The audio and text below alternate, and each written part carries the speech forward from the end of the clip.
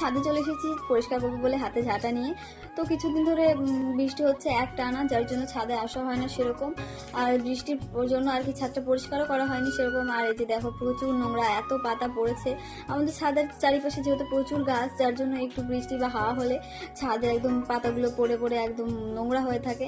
আর আমাদের বাড়ি যেহেতু নদীর ধারে, তো হাওয়াটা প্রচুর হয়, আর হাওয়া হলে সব একদম নোংরা হয়ে থাকে।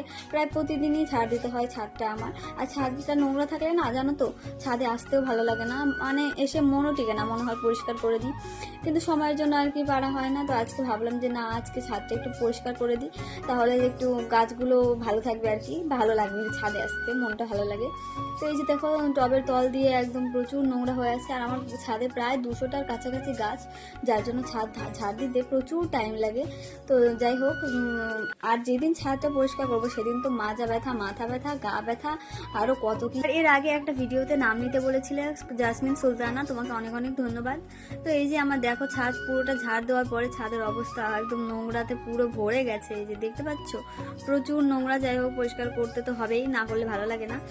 আর পরিষ্কার করার শেষে এই যে দেখো প্রচুর নোংরা, আর আমার অবস্থা দেখো পুরো ঘেমে গেছে আর লাল হয়ে গেছে মুখ চোখ একদম।